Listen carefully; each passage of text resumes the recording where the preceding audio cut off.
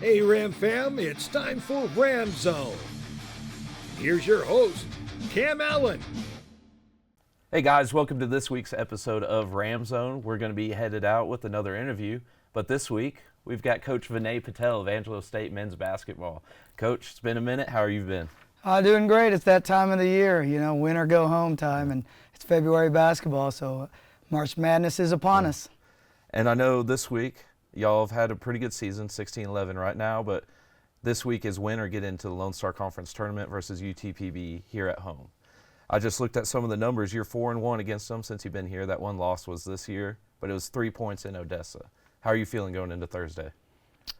I don't think you can look at the numbers that way. I guess that's y'all's job is to look at those things. But, it's going to be about this week of practice and how's our preparation, how's our maturity as we get ready for this game.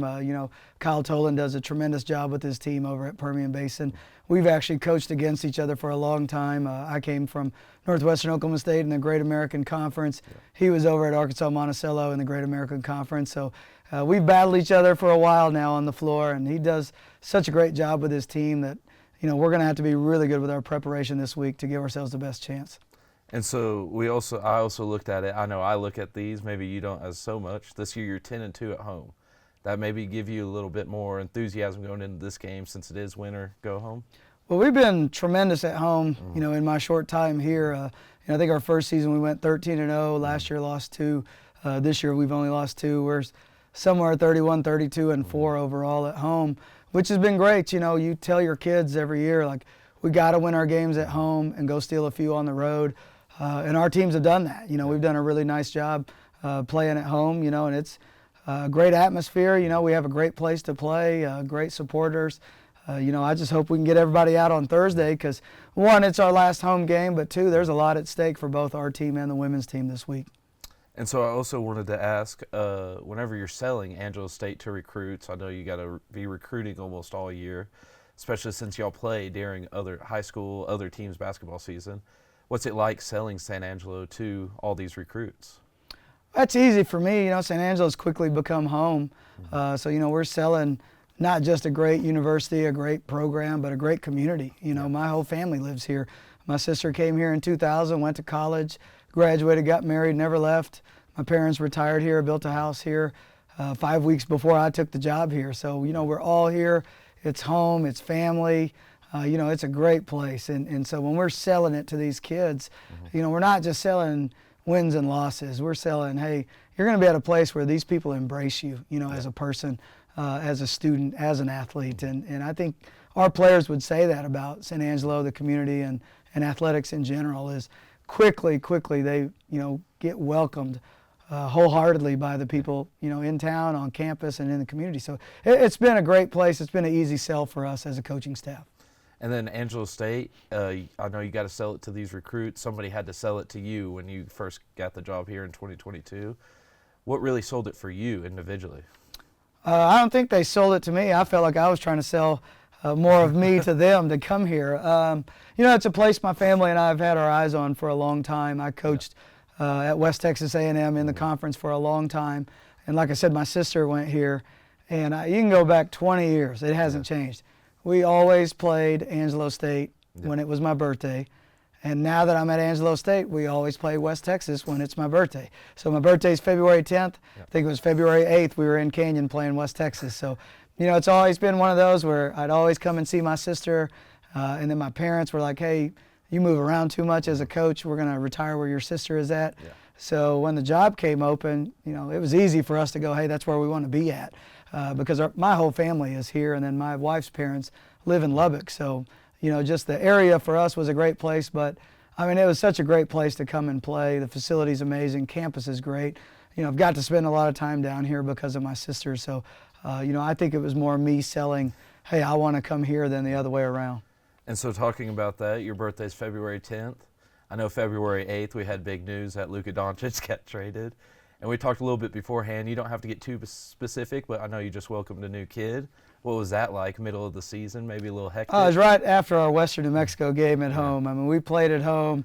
The trainer comes to me right after we win the game against Western New Mexico and says, hey, they're inducing your wife. You may want to rush to the hospital. So we went there and had a baby girl, Morgan James, that night, and we look up at the TV right after, and Luka Doncic is being traded. So, a lot happened that night.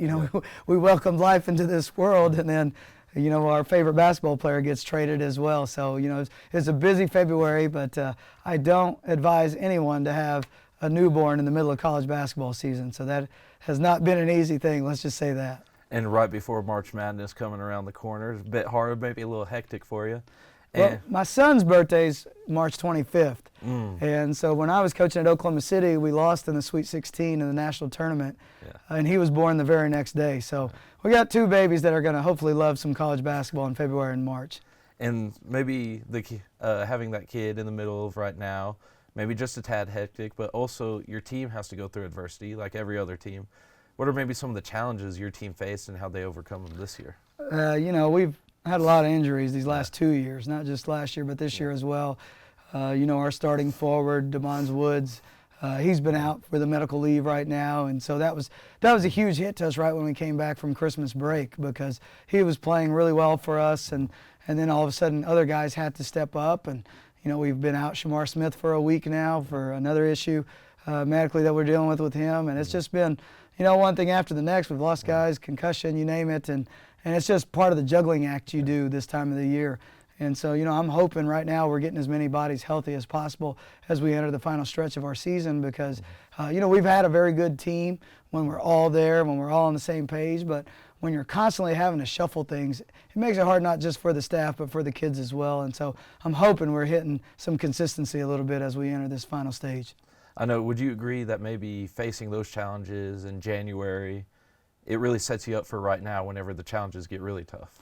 There's no doubt. I mean, there's no easy game. There's no easy week. It's hard to win. I don't care what sport, what level. It's just flat hard to win.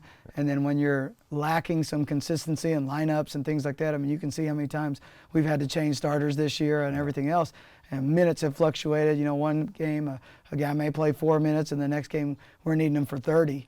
And that's hard for the guys. I mean, it's just even for their kind of mental state as far as, hey, am I playing tonight? Am I not? And it's just been hard for all of us. And I just think that's hardened us up a little bit to where, hey, we had a pretty good week last week. Last week was one of our hardest weeks as far as I think everybody in our locker room knew we needed some wins to get to this stage. And, we were welcoming Dallas Baptist, and they were number 4 or 5 in the country at the time. And, we needed that win, and our guys did a great job of following the game plan and getting the job done, and then following it up with a really nice win over Tyler on senior night. So, we've put ourselves in a position to where, hey, we're at the end of the season, but we're still playing for something. And that makes it still pretty fun for everybody. And talking about that win against number 5 Dallas Baptist this past week, you said Shamar, he's been out for a little bit now. DJ Freeman, I think he's really taken some of those minutes. He's averaging nearly 13 rebounds a game, had a 1 double-double, got close to a few more. What's it been like seeing him step up? Well, he just got named Lone Star Conference Defensive Player of the Week this week for what he did last week. But he stepped up in a huge way. That's why we recruited him. It's why we brought him. He was off to that kind of a start last year, and then he had an ankle injury about 5 or 6 games in. So he had a medical red shirt a year ago. And I think it took him some time to get back to the player that he's capable of being. And better late than never, I could say that, because we've been expecting this out of him for a good chunk of the season. And we're starting to really see, the work that he's put in now. And the results are coming for him, which I'm glad, because it's a kid that puts in a lot of work outside of what people see.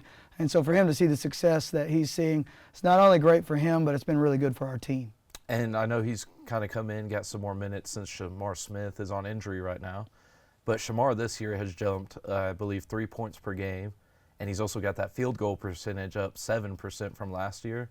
How does that really speak to him coming in from last year to this year, making that jump? Well, he's a third-year guy in our program. We brought him in off of an injury, and he medical redshirted the first year with us, played last year, back as a third-year guy. So he knows the system. He knows my expectations. He knows what we want as a program, and I think that's why you're seeing the increase. And I think even if you look at his last 5 to 7 games, he's had an even bigger increase than he did at the beginning of the season, and it's just he's proven to be very reliable for us offensively. His mid-range game, you and I were talking before the show even started how that's almost a lost art sometimes, but Shamar has been really good at that mid-range face-up in the post area of the floor, and he brings a lot of energy on both ends, and I think he's been consistent because he knows expectations, and I think for him it's been a little bit easier because he's seen other guys go through it as well, and he's been on some good teams, and I think when he's been in the program, he's seen the success we have. His buy-in has been tremendous, as a player. And talking about that mid-range, whenever you get some recruits in, do you maybe kind of push them out of their comfort zone to get those mid-range shots? Well, there's no doubt, Caden Evans is kind of 3-and-D specialist for us, where he came in shooting threes, getting layups, and then performing really well on defensive end. And we work every day on his pull-ups and his floaters, and then all of a sudden we're playing last week, and they're really crowding him on the three-point line, and he went by somebody and got a little floater in mid-range, and we were just kind of all chuckled as a staff because we've been trying to get that out of him all year, and all of our guards. I think if you've watched us play the last 3 years, Willie Guy would take a ton, KK Godwin would take a ton, Keyshawn Embry-Simpson, who we had last year, he'd take a ton, and we still believe in the mid-range and the in-between game. So we're not just going to be a layup or a three type of team. We want to be three-level people, and so I'm glad that we see that with Shamar. I'm glad, we're still seeing it with some of the guys we have on our team because it's something we still teach as a staff. And that mid-range, I feel like it's one of the hardest areas to defend because they can still get by you for the layup and go back, shoot the three. Is that why you push that, or is there maybe anything else, or you just want to see it out of the guys? Well, I just think for us, with the way we play, that's a shot we can get on certain nights with how people are defending us. We run a lot of pick and rolls, and then depending on their ball screen coverage for that night, if we can get to an elbow, hey, that's a great shot for us. And so we don't mind stopping and taking that shot. They may be really crowding us at the three-point line, but then packing it with their front line from keeping us from getting to the rim. And so that's the shot that's available. So, we still think that, we can beat a team by taking and making those shots, and it's one of the reasons we still practice them. And then we were talking about Caden Evans just now. I know he's a graduate student transfer, but he was second in the nation in D2 the last year or the year before in steals. What was it like getting a guy that was up there in those numbers and getting him to transfer here? He's just one of those players that helps you win games. There's not a lot of stats that you just look at and they pop out and you're going, oh man. But I think if you watch the game, he's got a tremendous IQ. A lot of his steals are off-ball steals. They're not on-ball steals. He's not ripping guys. He just reads passing lanes really well. He reads other people's eyes really well. I've never seen anything like it. I mean, we've been watching it all year in practice, and just some of the steals that he gets. I mean, they're so timely for us because we're needing a stop, and then he'll come up with a big play for us. And then he can really shoot the basketball for us, and he's a true 3-and-D guy, but he's a guy that we're able to play at a lot of spots. He's jumped in there and helped us at some point guard spot this year, and he's playing the 1, the 2, and the 3, and so he's been so valuable for us. He leads us in minutes right now. He's one of our leaders in shots. I think he leads us in three-point attempts as well. So we're putting a lot of faith in that kid with the ball in his hands and when it's not in his hands, and it's what we recruit him for. He's been on some really good teams. He's played for a good friend of mine over at Emporia. He took a new job. He took a Division I job. And Caden thought it'd be best for him to transfer his last year, and we were really fortunate to land him at Angelo State. And then talking about that three-point percentage, I think he's sitting around 36.6, something like that. And then Carfelty Set's also been shooting the three well. He's at 36.9, I believe. What's it like having your two starting guards really just getting those threes to fall down? Well, when they're falling, I mean, it's a lot of fun, but when they're not falling, it's a little frustrating because they shoot the ball so well that as a coach sometimes you expect every one of them to go in. And so for us, I sometimes get frustrated with them for passing up on shots because they've missed a couple. And I want them taking it. I want them shooting with confidence, and we tell them that all the time. Hey, when you're open, stick it. We got a lot of faith in both of those guys as three-point shooters in our program. And I think our guys have done a really nice job of finding them, and then they do a good job of finding each other as well. So, when they're on the floor together, I think it makes us a little bit more challenging to defend, and so we're trying to find more ways to keep them on the floor together here down the stretch. And then I also wanted to talk about, I remember last year y'all had Godwin, who was lights out from shooting. I remember watching him at y'all's Midnight Madness. What's it like? It's just you got to switch from maybe one guy who is a really good shooter to getting two more guys that are just as good shooters, maybe. I don't know your opinion on that. Well, Carvel was already in the program. He's a kid that was here last year. That's why we recruit him. We recruit shooters. I mean, the three-point line has changed the game a ton over the years. And I think you have to be able to shoot in today's game. And so, we try to find guys that can not just shoot. We always joke in the office, say we're not looking for shooters, we're looking for makers. Yeah. And so we've done a nice job of finding some guys that could really make it from the three-point line. Willie Guy was one that could really make. Keyshawn Embry-Simpson hit almost 90 a year ago from the three-point line in his only season with us. And so, it's been beneficial for us. The thing about Carvel is he can do more than just shoot. Same thing with Caden Evans. They shoot it really well, and maybe in the other teams scout what they're known for. But we've talked about Caden Evans' defensive efforts and steals. Carvel can also facilitate, put it on the floor, and do some other things as well. So both of them are very nice players, I think well-rounded and not just specialists, and that's what we look for in guys. And I also wanted to ask, so maybe height isn't the first thing you look for, but you have a freshman from Central, Colin Albright. Yep. What have you seen out of him? I know he's not gotten a ton of minutes this year. He's just a freshman.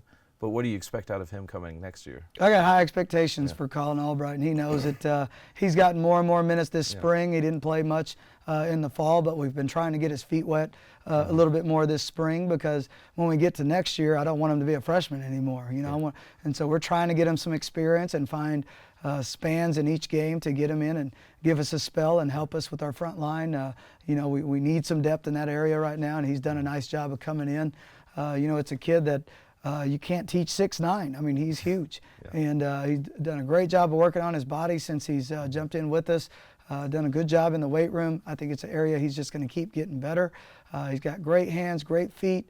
I think the sky's the limit for that kid, and it's one of the reasons we recruited and signed him here. Is I do see him being a big piece of what we're trying to do moving forward. And in recruiting, sometimes you got to worry about the now. And you got to worry about the later, and we knew his best basketball was still going to be ahead of him, and I'm really excited about him moving forward. And talking about that recruiting process, I know this year y'all are pretty heavy on the senior side and the one graduate student. So how does that maybe change y'all's recruiting process right now? Well, we got 5 seniors, and we got the portal getting ready to be hot and heavy, and sometimes you feel like you don't know who's staying and who's going, and so you try to recruit as many as you can. I wish I could give you a great answer for that, but every coach you talk to right now, you're hearing words of re-recruitment and recruiting our own and things like that, and that's just the nature of the beast right now for where we're at in today's age of athletics, and that's for college sports. I think in any sport across the board, you want to retain, you want to keep your own, but we just don't know, and so I'm sure there'll be some surprises. There are every year, and we hope there's not. We're going to try to do a good job of keeping the ones we want back into our program, but we got to go out and find some more immediate impact guys, and we're going to keep recruiting young kids. We've signed a freshman every year that I've been here, at Angelo State, and we're going to keep trying to do that.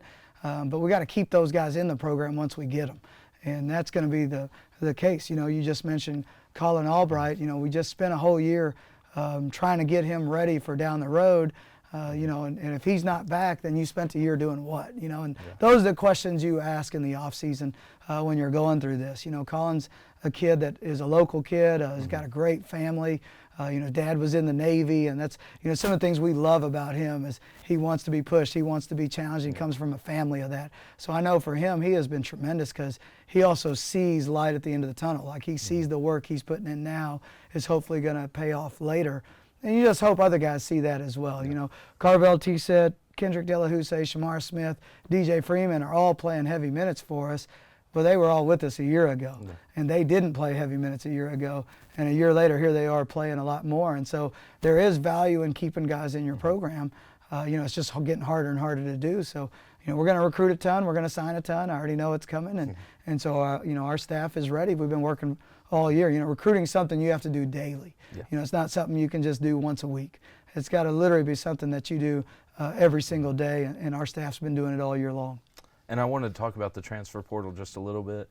So I was going to ask you, if you could take yourself out of being a coach and talk about the transfer portal, what are your thoughts on it? Well, I think it's good and bad. I mean, I think there's a lot of good because fit matters, and we'll get a kid who maybe wasn't a great fit in a different program for whatever reason, and then we get him and he's a tremendous fit for us. And so I think that portal helps in that scenario because we're asking kids to make decisions at 18 of where they're going to go to college, and they may see bright lights and glitter, and when they go on a visit somewhere, and then they get there and it's not what they thought it was. And so then that portal is a benefit, because now maybe they're a little bit more mature because they've been in it a year or two and they know more of what they need to look at. And so I see the goods and bads. It's bad because you want kids to be patient. You want kids to see the benefit of, if you stay in a program, here's the benefits. May not be immediate, but down the road you may see some. And so I see the good and bad of it. I'm one that I've loved transfers over the course of my career, but I've loved freshmen. I mean, we signed Tez Dumars when I was at West Texas A&M. He was freshman of the year in the Lone Star, and he's the school's third leading scorer.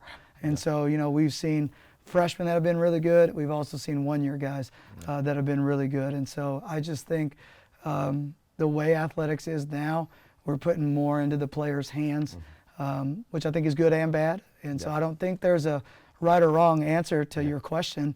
I'm just going to do with what NCAA tells us right now. And right now the portal's alive and rocking. So, I think you've got to be, there was an old article on Nick Saban and Dabo Swinney on why Nick Saban was always good at Alabama and Dabo's taken some dips, and he's still good obviously now. But, the gist of the article was Nick Saban's always adapted to the times. He's adapted to freshmen, transfers, portal, it doesn't matter.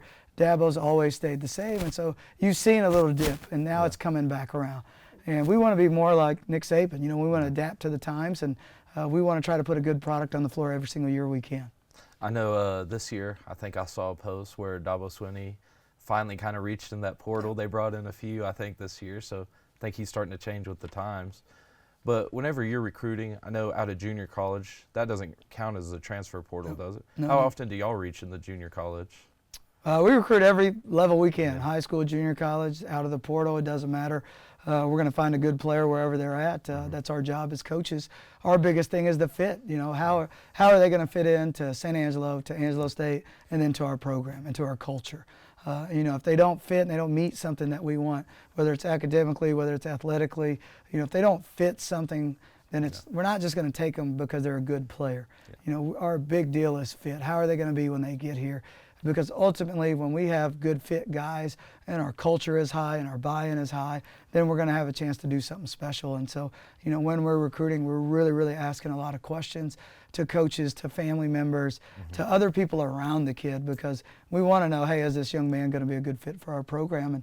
And that's the biggest challenge. It's not where they're coming from. It's not the portal. It's not the junior college. It's not the high school. It's when we get that kid here, is he the right fit for Angelo State men's basketball? And that's ultimately what we're trying to do. And then I know every other coach here at Angelo State, they say the same thing about their transfer or their recruiting. I also wanted to ask the coaches in the Janelle, y'all all share the same building. What's it like being able, if you have a question that maybe somebody else has an answer to, what's that like? Well, I think the biggest thing is you find coaches who kind of have a similar philosophy to you. Now, every sport is so different. We got every sport being a one-semester sport besides men's and women's basketball, and then track and field crosses over both as well. But football is a one-semester sport. Baseball is a one-semester sport. So baseball can bring in guys at Christmas, and then boom, they're playing in the spring. Whereas we don't get luxury like that. Football can have a guy only for the fall, and then they're gone at Christmas, and they're not going through spring workouts with them. Or they can bring someone in for spring workouts, and they're ready to roll in the fall. So it's so different. But when it comes to recruiting, I think football and baseball, we share some similarities. And so Coach Brooks and Coach Gersh and I will talk a lot about transfer rules and things like that as well, and what's changing, because the NCAA has similar rules in a lot of our sports. And so we're trying to find every which way to get the best kid in, and not allow somebody else to use those rules to their advantage, and then we don't know, because the rules are constantly changing right now. You see so many things changing because at the Division I level, somebody may file a lawsuit, and then all of a sudden a specific rule changes, and that filters all the way down to our level. And so being able to keep up with that is I think important, and I think for all of us to keep up on the kind of guys we got to go after, because you may think, hey, there's a huge pool of guys to go after, but really there's not. I mean, we run into so many teams in our league on every kid that we sign, whether it's a high school kid, whether it's a transfer. And so I just think you got to be up to date on the best ways we can get those guys here. And then talking about the guys y'all recruit, you get them here, and they're still students. They don't come here and just be athletes. What are maybe some struggles coaching student athletes? We don't have a lot of struggles with that. We had a 3.2 GPA in the fall. Last year we had well over a 3-point GPA in our program. We've graduated every player that's finished their eligibility since we've been here at Angelo State. It goes back to the fit. We're going to find a guy that does the things that we ask academically. Are they going to be in study hall when we want them to be? Are they coming to, we do class sign-in sheet every single day. Are they going to be on time to those things? And, if they are and they're willing to do those things, we go through our whole academic spiel with those kids, and here's our expectations. Yeah. And that gives the kid a chance to go, okay, I don't want to do all that. Yeah. Or, hey, I want someone to hold me accountable to those things. Yeah. And because of that, we've had the success academically that we've had in our program, and I think when you look at men's basketball and to have a 3.2 in the fall, to have well over a 3-point last year, fall and spring, to graduate every single player, like the fit is something we don't just talk about, it's what we really are doing. We want kids to be students and athletes. Yeah. I get they're coming here for basketball when we're recruiting them to Angelo State because they're coming to our program. But we're going to make sure they know they're coming here to get their degree from Angelo State, because that's ultimately what's going to help them down the road. The ball is going to stop bouncing at some stage, and when it does, that degree from Angelo State is going to really help them do something special. And then some of the guys you bring in, they'll be around 19 when they get here, or at least by basketball season. And I know I'm old now, and I don't I don't fully understand it, but I know y'all went to Vegas this year for that shoot, the Classic. What's it like? Maybe the challenges there, taking all those kids to play in Vegas. My first year, I was really curious how it was going to go. I'd never taken a team out there.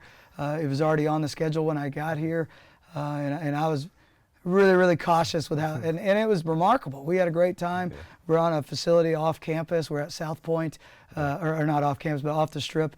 Yeah. And the whole thing is run there. The hotel's there. The arena is there. There's places to eat there. So we really never have to leave the area that we're in. So you're kind of secluded to some level. But, the awesome part is there are some really, really good teams there. Yeah. And I don't think, when we're paying as much as we do to go to those classics, you're going there to compete to win because you're playing really good teams. This year we played Colorado School of Mines. They're top 10 in the country out there, and we played Montana State Billings, who's one of the best teams in their league out there. 2 years ago, we played Lemoyne, who was really good out there, and Billings again, they had won their league that year and made the NCAA tournament. And so you're going out there, and our kids know these are important games that are going to help us in March and have a chance to compete and play in March. So yes, there are some distractions, but I think with the maturity level of our team, they understand we still got a mission at hand, and we've done a really nice job of focusing in on that. And then talking about, I know I had asked you just beforehand on the schedule when it says RV by one of y'all's opponent, means receiving votes on the top 25. Y'all had a lot of those this year, and y'all are still here fighting for that spot in the playoffs. What does that say about the team? Well, we're going to build a strong schedule every year. I'll say that first. And secondly, we play in the best conference in the country, in my opinion. You've seen a lot of teams in our league, whether they're receiving votes or entering the top 25 these 3 years I've been here. And they've been different teams. It hasn't just been, one or two teams. You've seen a variety of teams be able to crack that top 25 or receive votes. And I just think it speaks for the quality of our conference. We're going to be in good games night in and night out. And I think it tells kids that if you play in our conference, if you play in our region, you're going to have a chance to compete against the best, and you're going to have a chance to compete for something really special. And it's part of our pitch in recruiting. I think when you look at that schedule and you see how many receive votes and you see how many top 25s we play, and you see that we have been top 25 over the course of our time here, you're going to be playing the very best. And if you want to win that final game in March and have a chance to compete for a national championship, then you got to be able to beat the best. And we're going to be tested in our league. We're going to be tested in the non-conference aspect of our schedule.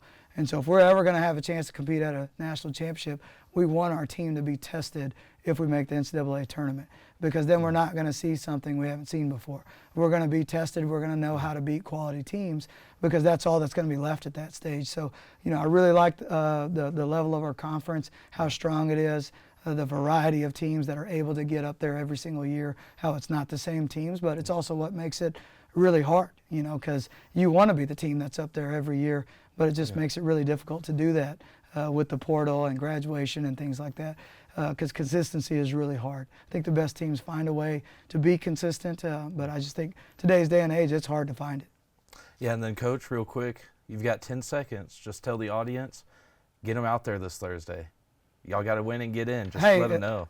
Us and the Ram Bells, I mean, it's win or get in on Thursday, both teams, men's and women. It's wide out. We got 1,000 free shirts, Greek Life Night as well. Come out, be loud, be rowdy, help us to a couple wins. All righty, Coach, and thanks for coming in today. That'll wrap up this week's episode of Ramzone. Hope to see y'all next week, and good luck, Coach. Thank you.